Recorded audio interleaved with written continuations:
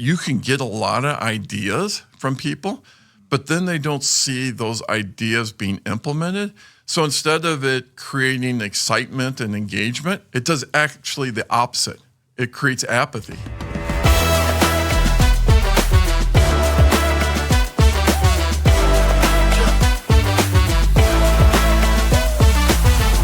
You're listening to the How Manufacturers Improve podcast, hosted by me, Kirby Sneen with the Manufacturers Alliance. If you've ever wondered how some manufacturing leaders have become so successful, then you're in the right place. In each episode, we cover the successes and lessons learned of industry leaders. Then I break it all down into actionable insights so that you can use them to make improvements.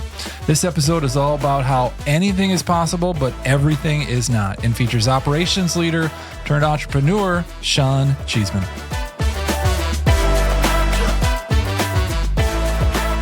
Shawn, super excited to have you on the podcast today. Thank you for making the time and coming out here to the studio despite all the rain.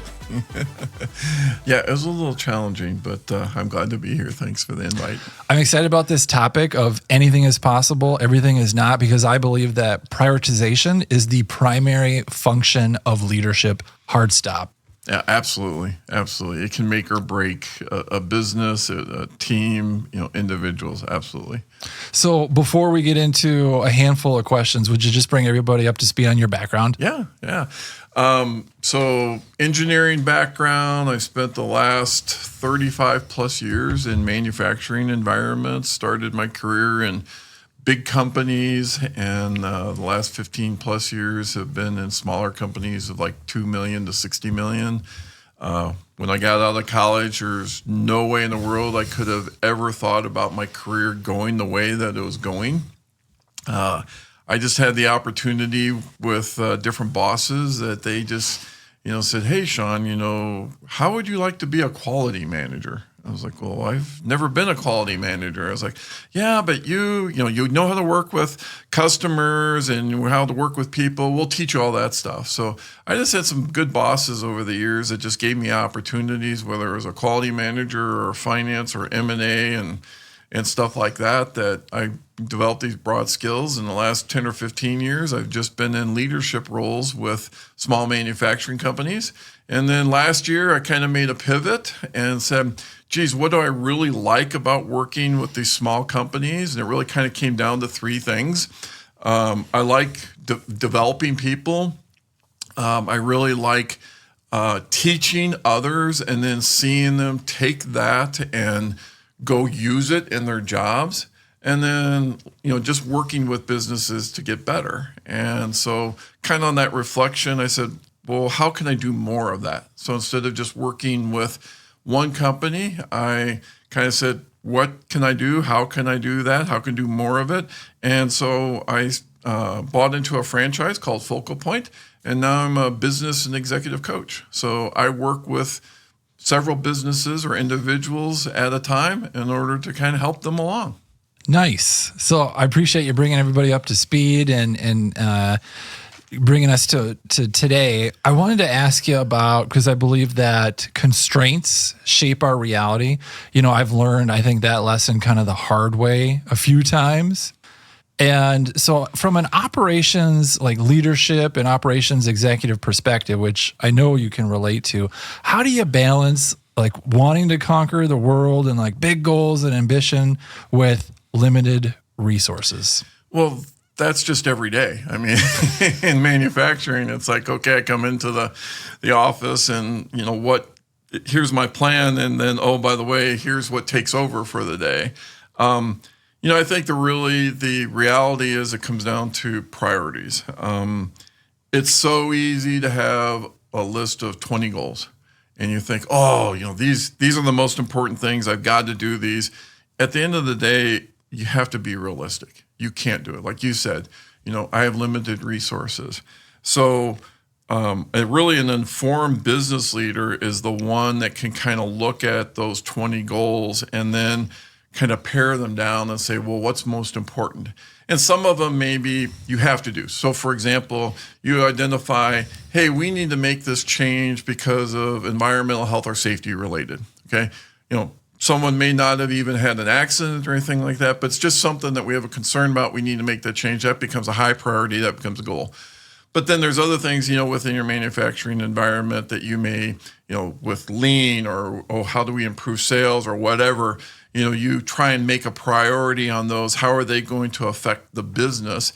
And then the last thing is just, what are the resources? So, as you look at these goals, say, okay, I got 5 goals, and the top 5 goals are all going to require manufacturing engineering resources. Well, guess what? You're probably not going to get them all done unless you've just got a beaucoup of resources. But if they all are dependent on them, it's not going to happen. So you may have to say, all right, well, we're going to do these 2 because it is going to be resource heavy for manufacturing engineers. But then we're going to go down and look at maybe goal 5 and goal number 7 in our priority list, because they may involve purchasing or they may involve HR, and they're available and we're not drawing on those resources as well. Mm-hmm. There's been times when I have said, hey, I'd like to conquer the world, and consequently we'll work 7 days a week, 65 plus hours, and we'll neglect my family. And then before I know about it, or before it gets too bad, then I'll hear about it. Those have been some of the negative consequences for me personally to try to conquer the world. How has pursuing or just wanting to pursue everything negatively impacted you? And you got any lessons learned for us? Well, your example right there just fits perfectly into what I do today, which is coaching. So, part of, my work in working with business leaders and coaching is also trying to help them understand what is that balance that they have between their work and their personal life. So it's really understanding, what do you want to accomplish on the business side and what's important to you from a personal side. And, for me personally, I've had that issue myself, that I've had all this requirements from above on me, and then I'm trying to, work with my team. And I was always very sensitive with my team to not overburden them. So I ended up taking on a lot and working those 60 or 80 hours a week, working late at night, getting home at 8 o'clock at night, and my wife's already had her dinner and the dog's already gone out and all that other stuff. And I missed the dog walks and all that other stuff. So, I felt that myself. And I took that on, like I said, because I was trying to help my people. I didn't want them to have to do it. So, kind of thinking about how can you do that differently. It's still a matter of priorities, but it's also a matter of how do you get, others in your team engaged in it as well. How can they help you? Or, if you feel that it's really coming from above, it's that conversation with your boss or that senior leadership and saying, okay, I understand that these are all important, but I'm working 80 hours a week. And oh, by the way, all my team is working hard. They're putting in 40, 50 hours a week. We just can't do it. You have to be realistic in that. And sometimes it's hard to have that conversation, especially with your boss. Could be career limiting sometimes if you don't do it right. It could be. You hope not. Right. You hope that you have a boss that understands that and isn't requiring you to do that. But taking on that burden, just like you said, and understanding it and trying to work through it and trying to prioritize, trying to figure out how you can be effective with your time management and using your resources and stuff like that. Yep. Okay, you mentioned lean not too long ago. How have you, in your experience, aligned operational improvements, lean improvements with different KPIs and or other like people-oriented goals like improving engagement or even retention? So one of the things I'm really, really big on is the old adage of clear line of sight with your goals. Mm-hmm. So everybody in the organization should be able to understand how what they're working on and the goals that they're working on have an impact on the corporate goals. Now, sometimes it's not evident, and so you kind of have to show that roadmap to them. So I'll give you one example. In several businesses I've come in manufacturing, the first thing I would do is I'd always look at on-time delivery. Okay, let's first evaluate ourselves from the customer's perspective. What's important to them? On-time delivery, quality. let's look at those things. Okay, let's set a goal for the coming year with respect to on-time delivery. Well, how in the world can an operator have an impact on on-time delivery? Yeah, they can have a lot of impact on it, but they don't necessarily see it. So on-time delivery is also an impact of, I need to make sure I have the materials that I need to build a product. Okay, so supply chain, well, my overall goal is on-time delivery. Well, there may be a goal for the supply chain that makes sure that we have the inventory of the products when we need it. Yeah. There may be another goal for manufacturing that is around starting your work order on the date that you should start it. Yeah. Not 3 weeks later and then finding out that you can't meet the customer needs. And then just throughput or quality. Okay, well, as an operator, I have an impact on that throughput. I have an impact on that quality.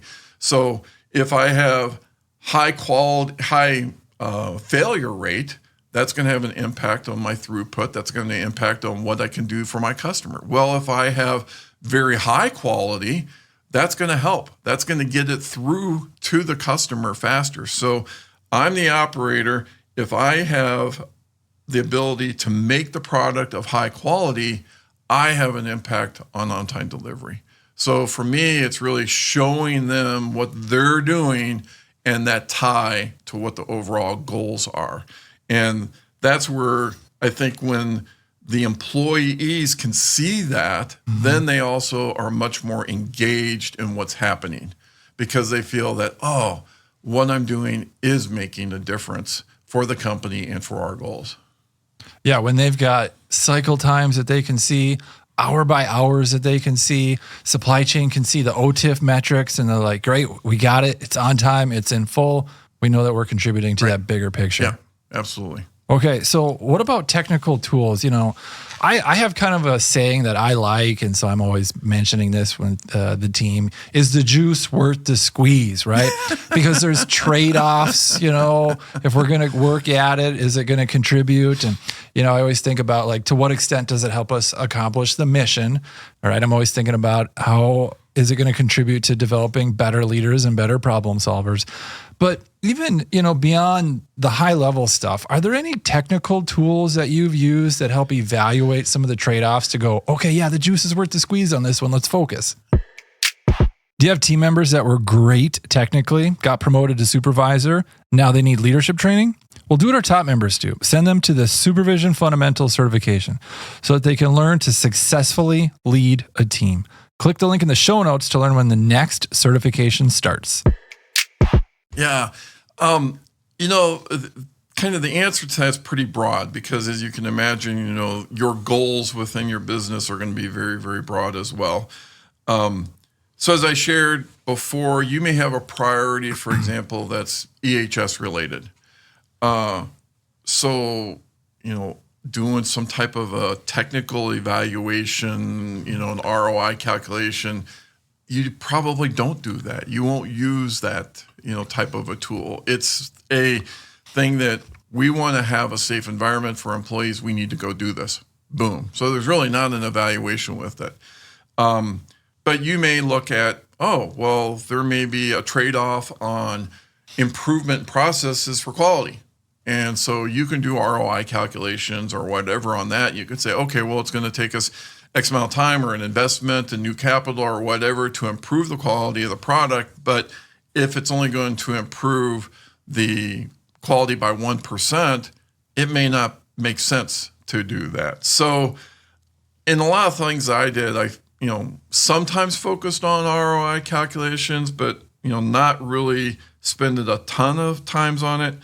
And really for me, the major factor was about setting that specific goal and setting that specific priority. So I didn't answer your question very well. No, I think you did. I don't think that there's just one method to do it that's going to help you do everything. Let me ask you this, because I do think you hit the nail on the head, but you've inspired another question here, in terms of trade-offs, like with on-time delivery. And this isn't true across the board, but a regular number I hear is once you hit about 92.5% on-time delivery, investing even more into getting to 93.5, 94.5, a lot of executives really say, oh, is the juice worth the squeeze?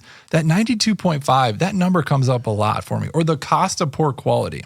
Like getting that below, I think it's 3% of sales. A lot of executives will go, oh, is it really worth it? Are there any other benchmarks or just metrics that you know of that help people evaluate some of those trade-offs of should we go further and you should stop and seriously consider it? I have to say that I don't necessarily buy into, 92.5 is good enough. I'll give you an example. My goal was always 95 or above. And so to say 92.5 is okay, we're not going to spend any more time on it. I'll tell you kind of a side story around on-time delivery. Like it depends, right? Yeah. I had several years ago, I was in a larger company, and I was walking down the hall. VP of Operations says, "Hey, Shawn, come in here. I need your opinion on something." I'm like, "Okay, what?" He says, "Oh, we're working on their goals for the coming year, and one of the goals we're working on is on-time delivery." I'm like, "Okay, all right, And I was a product manager at the time, so that's important to me. I'm very much customer facing, and I said, okay, so what do you think? And he goes, well, we're kind of tossing around some numbers, don't know exactly what we should do, but, we're thinking, 90%, should be our goal. I was like, okay. I said, now, is that 90% based on customer request date, or is that 90% based on commit date? Oh, that's based on commit date. And I said, well, why isn't it 100? And he said, well, what do you mean? It can't be 100. And I was like, well, why can't it be? I said, commit date is a negotiation. I said, it's not what the customer wants. It's what we're willing to commit to. So we've already negotiated with the customer. Oh, you want it Friday. We know we can't do it this Friday, but we can do it next Friday for you. We've already negotiated it. So why would we do anything less than 100% on that? I didn't get invited back for any more discussions after that. But, it just kind of says, it like you said, it kind of depends. I was like, all right, well, if you say, well, it depends. Okay, well, you could have an issue with quality. You could have an issue with supply chain or whatever. But those are all the things that you need to try and think of when you commit to that date to begin with. So, it's a broad question, but, I don't necessarily believe in those kind of, this is kind of the good enough stage, or, getting that extra 2% is going to cost that much more. And there are cases. I know that there are cases. I've been in environments where, quality that we knew that we had some level of poor quality, but we would catch it. So we never had any escapes that went to the customer. It was all internal. Yeah. But to get to that next level would have cost a significant investment. Yep. So that was a trade-off that we were willing to make. But you also build that into your systems that says, okay, well, I know that I'm going to get 80% yield, not 95% yield. So I know how much I have to charge for that. I know how much I have to build for that, how much I have to buy for raw materials for that. Yep. Okay. Appreciate it. So what about this one? Your story makes me think of one way to do it, in terms of this next question. Like the VP of Ops said, hey, come on in. Like, it seemed a little ad hoc, right? Like, what do you think? So it's one way to engage frontline. Like, hey, we're working on goals. Come on in. What do you think? Versus, scheduled, strategic, and all that stuff. How have you engaged the frontline when it comes to deciding which direction to go and some of the trade-offs that are going to be made? Yeah, this has always been an interesting conversation, especially with different leadership teams in the businesses I've been involved in. And when you have that conversation, the first thing people say is, let's have a suggestion box. We can put it out there. And I love the idea of a suggestion box, but that is really a double-edged sword. Because what can happen is that you can get a lot of ideas from people, but then they don't see those ideas being implemented. So instead of it creating excitement and engagement, it does actually the opposite. It creates apathy. Well, why am I spending my time giving my ideas when they don't work on them? So what I like to do, and I'm maybe a little bit unique in this, is that I just like to have conversations. So I was the kind of guy that I sat in the lunchroom and had lunch every day, with all the operators and stuff like that. And someone asked me, well, why you do that? And I was like, this is my chance to kind of interact. It's also my chance to hear things that are going on. And it's also my chance for people to ask me questions, because a lot of times the operators are kind of intimidated to come to my office, even though door was open. It's okay, we're going to go to the general manager's office. No, but when you're in that kind of environment of the lunchroom, it's much more casual. So people would ask me questions. I would talk to them. And I would gather a lot of information just from those casual conversations of what's happening out there. So over time, as I talk to people, I start creating this list. And I put on these lists, I kind of put it by department or whatever. Oh, here's something we should be thinking about in operations, or here's something we should be thinking about in purchasing or whatever. And kind of create these lists. And then just kind of over time, I would kind of introduce them into the plant, into our environment, and say, hey, you know what? I heard about this. Is there something we can do about that? And then it's amazing when you do that. And, these aren't big projects that are going to take months to do. These are kind of small things that are happening. But when you do that, how many of those little things that you can tick off over a period of time? And so what I would do is I would always have quarterly updates with all the employees. Get up and talk to them, tell them what we did, performance-wise, blah, blah, blah. And then I'd also talk about, hey, and oh, by the way, these are some of the things we did. These are some of the things we accomplished. And we accomplished them because I listened to you as you were talking to me. And oh, by the way, we are making progress even on some of those little things. We always talked about the big goals. Here's how we're progressing on delivery or whatever. But these are also the little things that happen. And then, there's always someone that's in the audience. Oh, yeah, I remember us talking about that. So it helps with engagement as well. Nice. That's just kind of the way I've done it, a little bit different. I respect the fact that it's a closed loop process, because oftentimes people go, okay, great, thanks for the idea, and they never get back to them. Yes, that's the important thing is that closed loop. Yeah. Because otherwise people will sit there and think it's going into a black hole. Yeah, if they never hear back. Even if you could tell them, hey, we're not going to act on this now, right? But thanks for the idea. This is where it's going to sit for now. Yeah. So, okay, I wanted to talk about collaboration from an HR and operations perspective. What do you think could be done, or what have you seen done in your experience to help HR and operations collaborate to ensure workforce development supports those most critical improvements?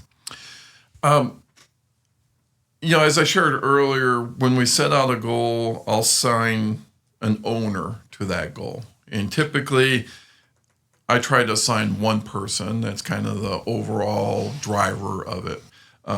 Occasionally, I might assign it to two people. So, for example, we may be looking at, say, we want to grow by 20%. Now, there might be many people that are involved in that. So we got our salespeople involved in it. Okay, so we have our operations people. What do I need?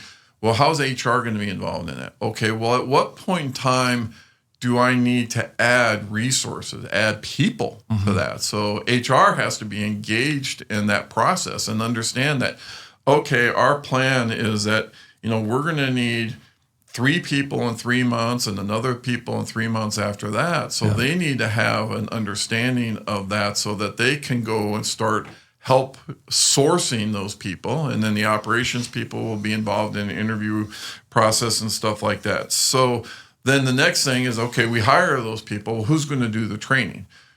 HR maybe do some of the onboarding. Operations may do some of the onboarding. Does a supervisor do training? Do you have individuals within a department that do the training? That's where you collaborate between HR and operations on working on some of those improvements, working on some of those goals, and, having everybody engaged in them. So, I'll give you another example, and this is actually a Manufacturers Alliance example. All right. And you didn't pay me for this example. So one of them was I came into a business, and we had 2 fairly new supervisors. They had been hired on before I got there, and found out that they were kind of struggling. And as I kind of dug into it a little bit more, they had never been supervisors before. They'd been promoted, they moved into these roles, but no one had spent any time teaching them what it means to be a supervisor. So, people were getting frustrated. They're ready to let the people go. And I was like, you know what? We can't let someone go because we didn't teach them. That's our fault. That's not their fault. So I worked with my HR manager and I said, hey, we need to, give these people some training on being a supervisor. Of course, I knew Manufacturers Alliance. I said, let's look at that. They reached out and we ended up sending a couple people through the Manufacturers Alliance supervisor training course. One of the person left the company, for other reasons, and the other person that's still there is doing well. Love it. It was a success story. Nice. Made the investment. They learned, their boss learned how to work with them on it, and they became a success for the company. That was a great example. That's great. Do you have any more examples like that you could share? Yeah. I was at another small company, and I came in, and this had been a business that had been privately owned. And one of the things I found out about some small privately owned companies is that they didn't invest a lot in training. So I come in and I start asking, so what have you done, around lean? Well, that was a foreign word to them. Lean, it's a 4-letter word. What are you talking about? Never heard of that before. What? And it's like, okay. I was like, well, all right. I had some lean background. I said, I could do the training, but I said, you know what? I said, really, really good for us to have someone else do the training. So once again, I knew about the Manufacturers Alliance. I worked with my HR person, and we actually hand-picked 3 other people within the facility to go to the lean training. And I had them all go at the same time, and it was a fairly large group. I think it was 20-something people in the group. Probably our lean practitioner? Yeah, it was a lean practitioner, yep. And they learned a lot out of it. It was great. And then they came back, and then we started working on lean projects. Nice. And they were excited about it. And I worked with them. I worked side by side, with them. The first Kaizen event, I led the first Kaizen event with them, to show them what to do. So, here's a prime example of, understanding that we needed some training, investing in that, working with our HR resource to find out what is that we have available, and then giving those people those training for them to be successful. Nice. Very nice. Well, thank you for those examples. I'll pay you later. And just for sharing everything else. Like I said at the top of the podcast, I think it is the primary job of leadership to prioritize work. If they can't get that done, perhaps leadership isn't in the cards for them. So, and I know it's not easy. So thank you for making it just a little bit easier for leaders to be able to do just that. Thank you. Yep, we try. And, anybody that struggles with it, they can reach out to me if they want What's help. The best way to do that? You can reach me, via phone. You can reach me via email. I've got a website. Perfect. Thanks again, Shawn. Thanks.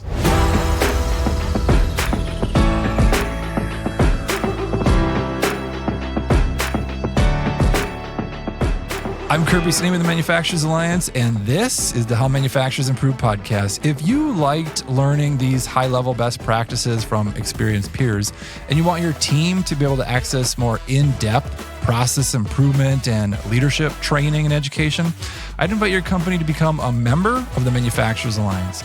To learn how top manufacturers are using their Manufacturers Alliance membership to develop their people, improve processes, and get better results, go to mfrall.com or just click the link in the show notes. Thanks for listening.